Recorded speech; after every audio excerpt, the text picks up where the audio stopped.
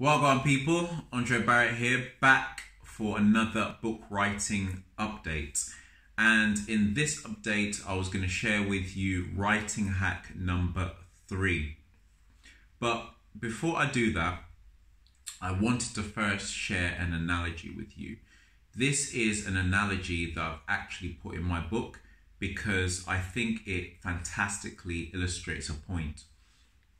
So the analogy is, imagine you are in a restaurant and this is the finest restaurant that you've ever been in, right?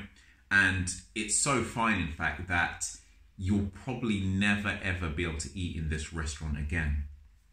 Now, the great thing about this restaurant actually is that it has a menu where you can choose anything you want, right?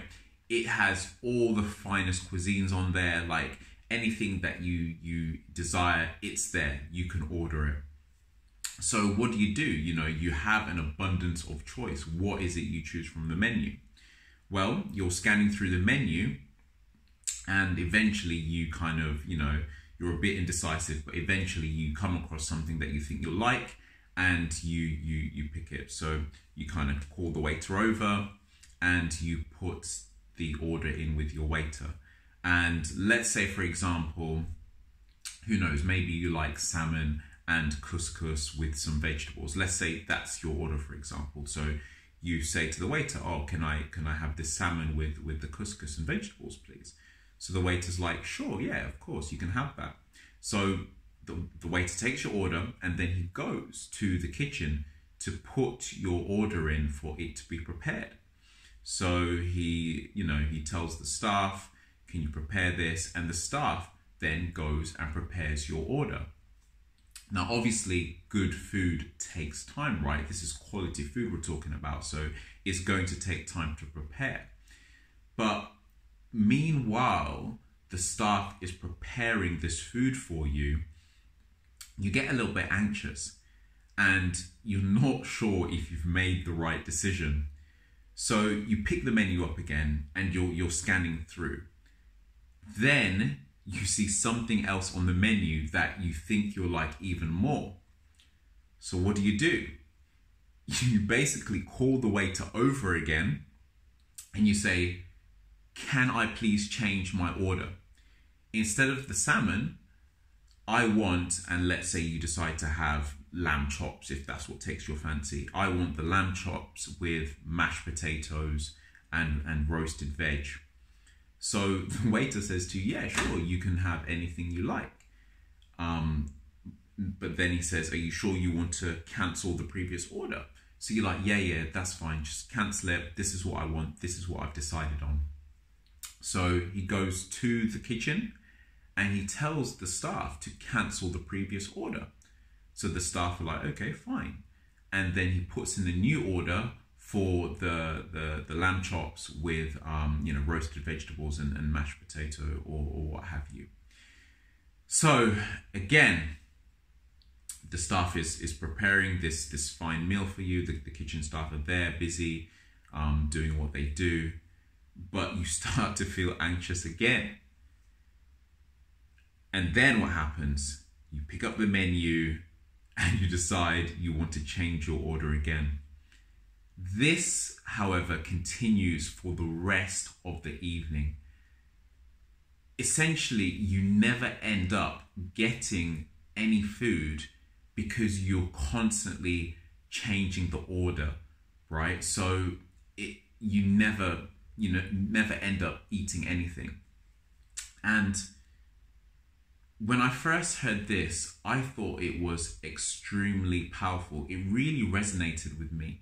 And the reason is because it's really an analogy of life, right? The restaurant is your life and the menu is all the choices you have in life. It's essentially all the things that you could, potentially choose, all the things that you if you desired and you worked hard enough for it, you put the time in, the effort in, you essentially could have it. So life is allowing you to have anything you want.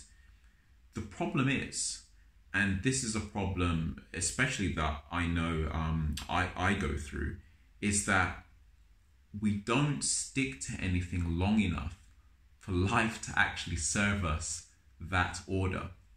You know, I suffer from, you know, shiny object syndrome, so I'm always chasing the newest, shiniest thing, right? But the problem with that is as soon as you start chasing the newest, shiniest thing, life cancels your previous order. You never put the time, the effort in to get something, you know, in place for life to give you what it is that you want. So yeah, this is, like I said, this is an analogy that I put in my book because I really wanted to kind of deliver a message with this. And I wanted to share it with you now to kind of get a glimpse into what essentially it is that I'm writing about. So yeah, I hope you found that analogy as powerful as I did when I first heard it. And yeah, that's it. So writing hack number 3, right? One of the big problems with writing is the amount of time that it takes to edit. Because typically if you're writing a book, you'll kind of spend months and months writing the book.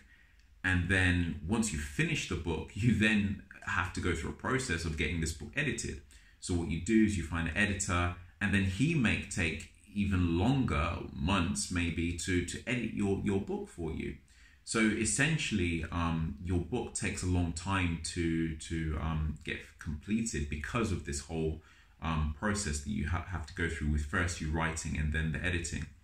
So one tip I came across is that actually what you can do to speed things up is you can write a chapter or 2 at a time and then get the editor to start editing that chapter or 2 that you've written. So I've been doing this. I've been writing, you know, chapters, and then I've been uploading to Grammarly, and then I've been getting an editor to edit for me. In this case, my editor is actually Lisa, which is fantastic because she's a good writer. But she's been doing my editing for me as I continue to write the rest of the book. So yeah, that's essentially writing hack number 3. It's a good way to kind of speed up the process, and that's what I've been using. So hopefully you guys found that useful. And that's all the updates I have for now. So peace out.